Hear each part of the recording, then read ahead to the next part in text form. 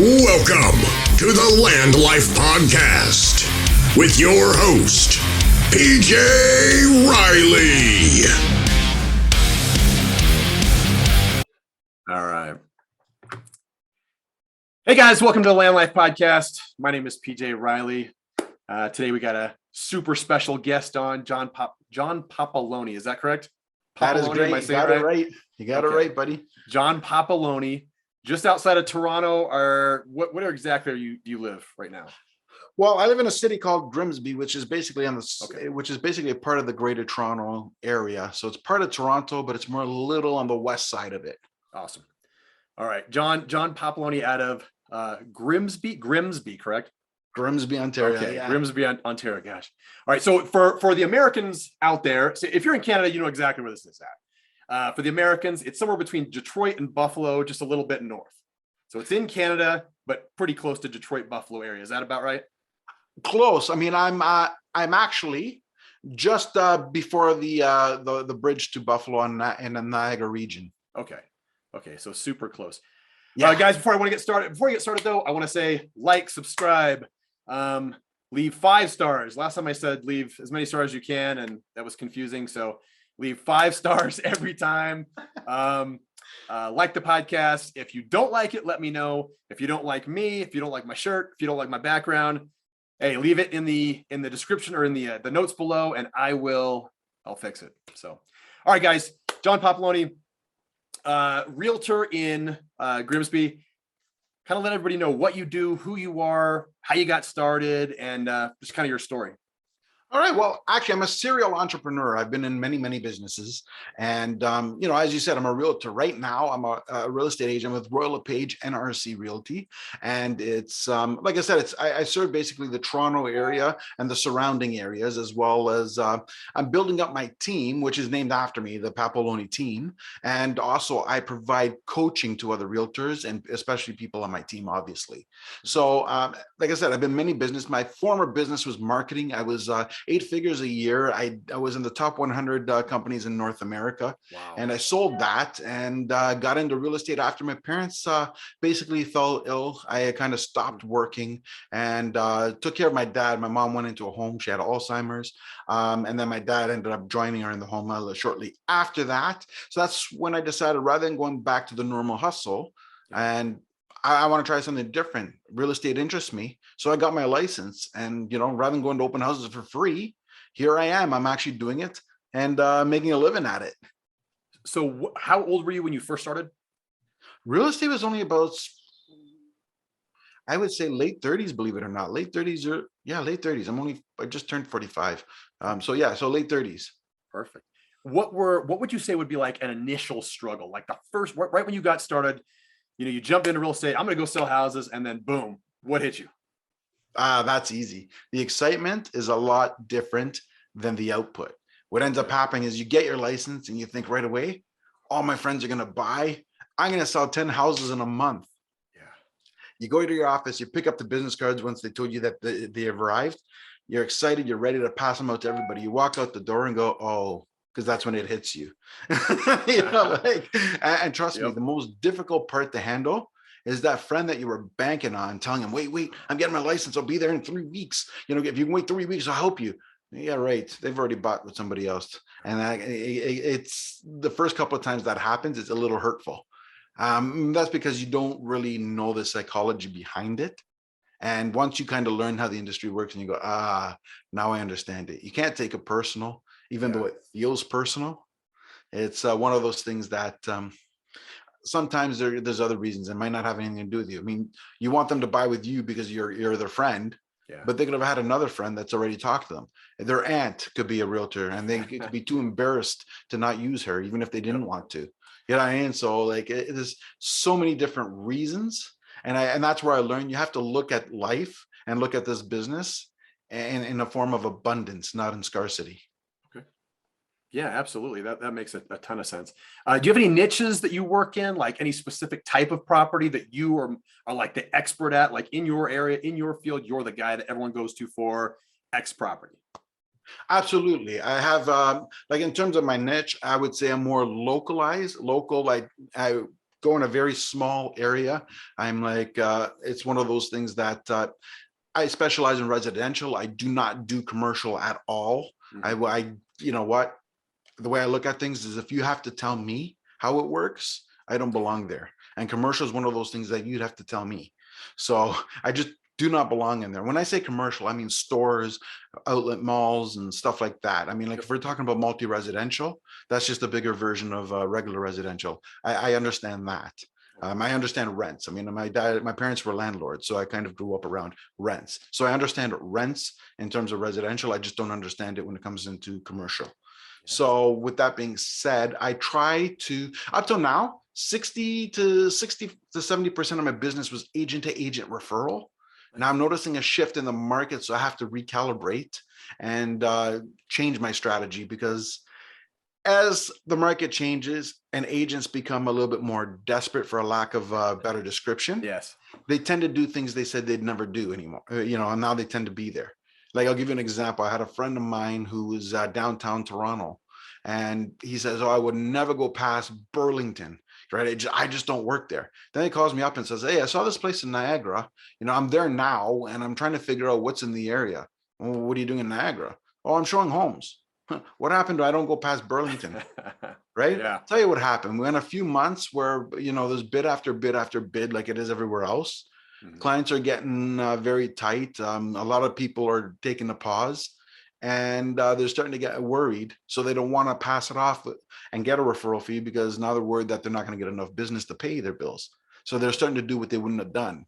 And there's going to be a lot of that happening. Should it? Is a different conversation. Yeah. But Yeah. it's just a natural default. When people start to panic, they do panic, actions. So Absolutely. and with that being said, I don't see that as being a long-term sustainable business, especially for where I want to go, which is leading to up what I said with the whole team. I'm starting to build up a team, and nobody wants to refer somebody to me when I'm going to pass it off to somebody else. So the way to build a team is to have my own group of people. So my focus is going to be not the first time home buyer. It's going to be more of the person who's either upgrading for family or downsizing, because their family moved out. So it's going to be people like repeat buyers who have bought or invest in multiple properties. Yeah. So you mentioned an abundance mindset too, and that's really important, because I think it's incredibly important when you're in business to use the people around you. There's enough money for all of us. You've got to use the people in your industry who can benefit you. You can help that can help your business. Who are you using? Are you using other people in the market, other people in that Toronto metro type area to help you? I mean, are you talking to commercial guys that can get you in touch with more single family buyers? Actually, to be honest, I'm very good with marketing. As I said, I came from the marketing background. So Yeah. I built up my brand and reputation to the point that put it this way, I go shopping, and some people start talking to me like they've known me for years. I've never met them. I mean, I've only been in Grimsby for 3 years. I mean, I grew up in Toronto, grew up right in the city. Yeah. You know what I mean? So spent 41 out of my 45 years in Toronto. Perfect. So it's one of those things that I built such a brand that I've become recognizable. Now it's also, your network is your net worth. So again, with agent referrals, why? Because I network with other agents. So then we help each other out, pass business towards each other. The other way to do it is you have tradesmen. Sometimes people need flooring done. Rather than saying, I don't know, somebody, oh, I need flooring. Here's a guy. Not only is the client that you helped, get their floors done when they didn't need to sell, going to remember you. The tradesman that you're handing business to is going to remember you too, because it was business he wouldn't have had without you.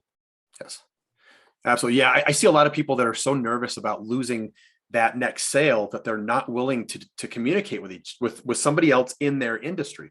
But man, it helps so much. Even if you get a little nugget of information from that person and you can pass on a sale to them, it's reciprocal. You're always helping each other. So, you've been in this for a while. What would you tell, let's say you started in the early 30s, what would you tell somebody like you thinking about starting this industry at any age, but at the beginning stages? What would you tell someone right as they got started? Okay, first of all, before you quit your job, make sure you have at least 6 months worth of kitty in your bank account to float, because even if you can make a sale in the first month, which I can tell you there's a 95% chance that you will not, but Yeah. even if you do, what ends up happening is that you don't get paid till after it closes, and closing could be even as far as 2 months later. Plus, and plus it takes a week or two for the check to show up even after closing. So we're talking about 2.5 months before you even get paid from that deal. On Okay. top of that, you're going to have expenses in there. It's not like you just sell the place, get your money, then you pay people. You got to have, if you have stagers, you have photographers, and you got to pay them up front before you even get paid. And if the Yeah. home doesn't even sell, that means you just lost money. So, because you don't get that back. So with that being said, you need a kitty to be able to float all this and not to get into trouble. So that's one thing. The second thing is practice time blocking every day for income producing activities. I mean, this business is basically, it's going to be find leads, find leads, find leads, prospect, prospect, prospect. And that's what it's all about. I've heard from other agents that were new, oh, I don't know how to do the paperwork for this, do the paperwork for that. You have no clients. It doesn't matter. Until you have the clients, the paperwork and all the semantics of it makes no difference. Yeah. Learn the market you're in, know that market, get into a niche, and you should know every piece of that area without even having to look it up. And that's how much you should study that area. So when somebody asks for something, you should say, oh, it's over there. Oh, it's over there. Or you can get this here. Oh, that's not in this city, but it's in the city over. And you should know that. Know that in advance. Prospect every single day. Time block. And time block meaning ignore phone calls from friends, ignore phone calls from whatever. Okay. Don't check your emails, forget social media, just prospect. Look at people, whether you find them through the web, call people in your database, because it's always going to be the people you know, like, and trust that are going to want to use you or recommend you. Go meet new people. You should be able to hand out 5 business cards a day, whether it's physical business cards or whether it's digital business card that you send through a phone. Either case, 5 new people a day is what you should know. That's 20 people a week, 100 people a month. And in that 100 people, maybe 1 or 2 might use you. The other 98, it was nice meeting them. So you sound like you really plan everything. You're like, once you start your week, you are ready to go. How do you do that? Like, are you writing things down? Because I know people that are watching this are going to be like, I want to be like John. I want to be at that level. I'm not. I work construction every day. I want to be at that level.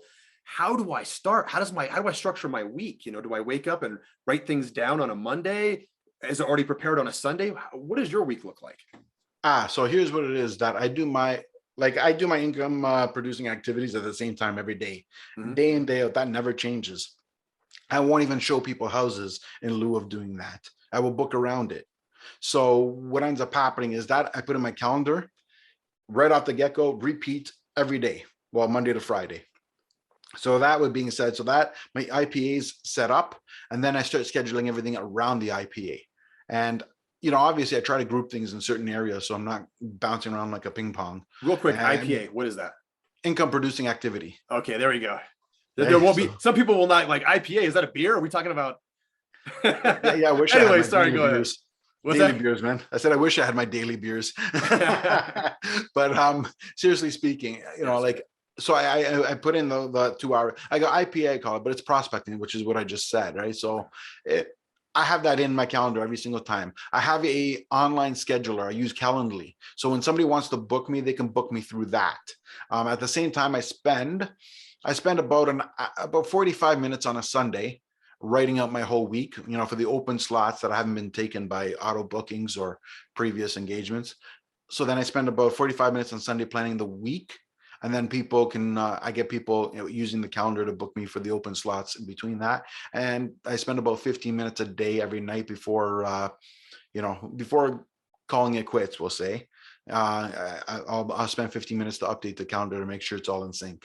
Perfect preparation, man. That's so important. So I want to shift gears just a little bit. You're a coach too, right? You teach people. I mean, are you teaching people to be real estate agents? Are you coaching business in general? And just to confirm, that is Just Ask John, correct? Yes. Okay. Yes, absolutely. Tell us about it. So I basically just coach business in general. I mean, my niche market is realtors because it's kind of the industry I'm in. But I mean, again, I came from a different industry. So the fundamentals of business doesn't change regardless of the interest, industry, not interest.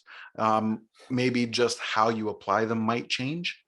So it really, again, it comes down to building systems, following through on the systems. Any form of marketing should always begin with content, and it should be consistency. I teach systems and consistency, Okay. and then how to apply that. Perfect.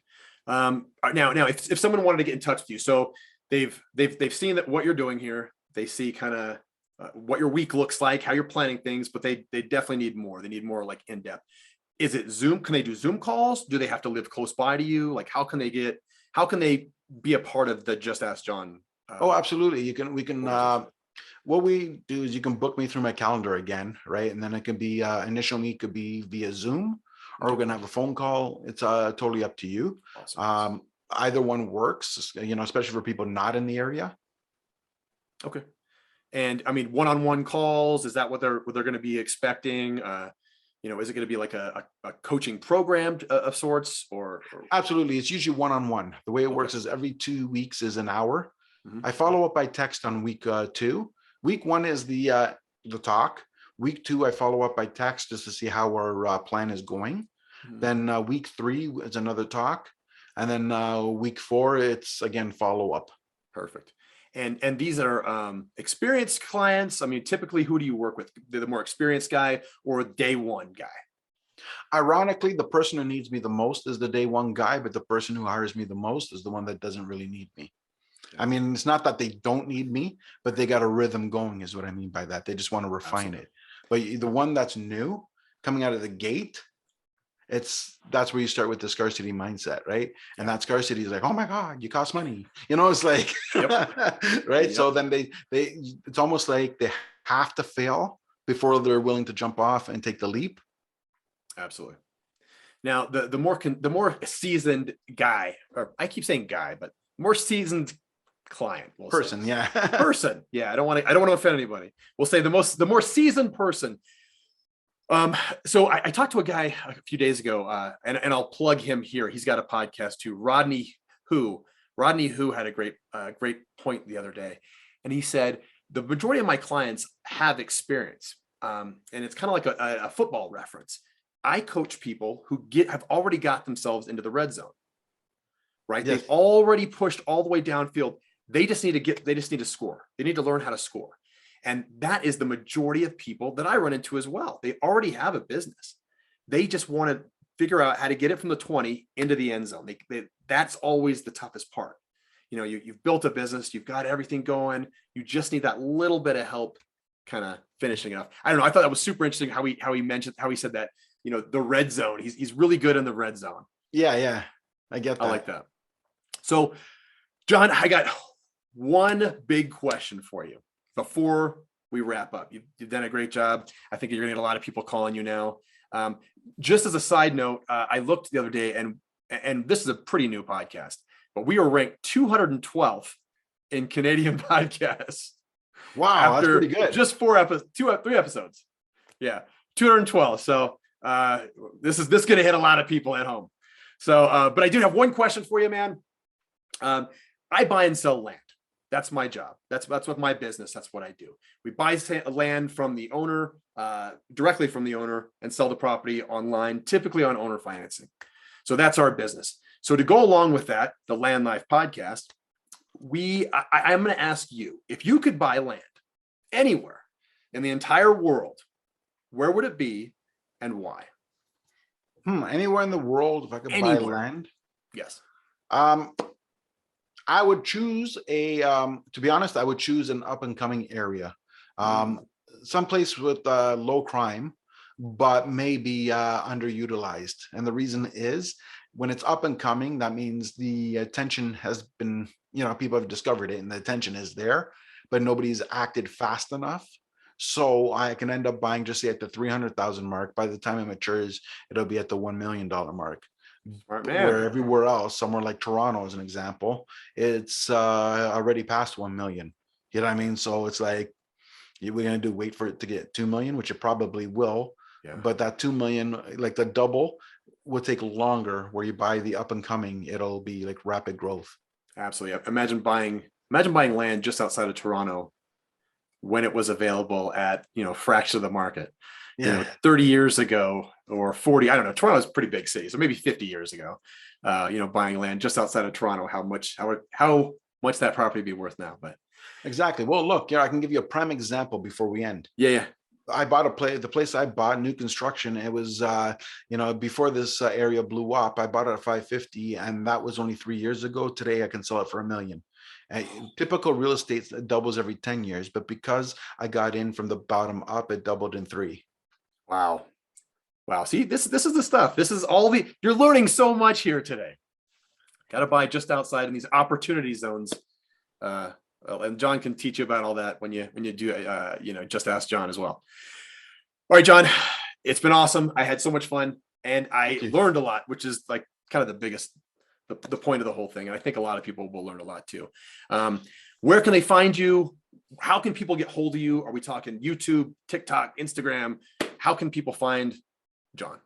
Well, that's easy. You can find me on Instagram at instagram.com/John Papaloni, or you can find me online at papaloniteam.com or justaskjohn.ca. Awesome. And I'll put all that in the show notes at the bottom for YouTube and for iTunes and Spotify and all that good stuff. So that will all be in there, guys. Don't forget, like, subscribe, leave 5 stars.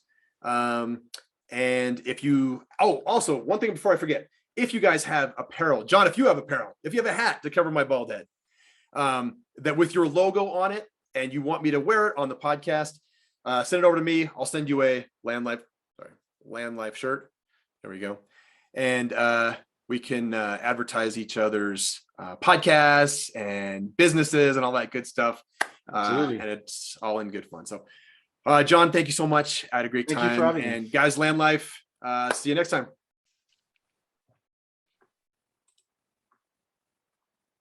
All right, hold on a sec here.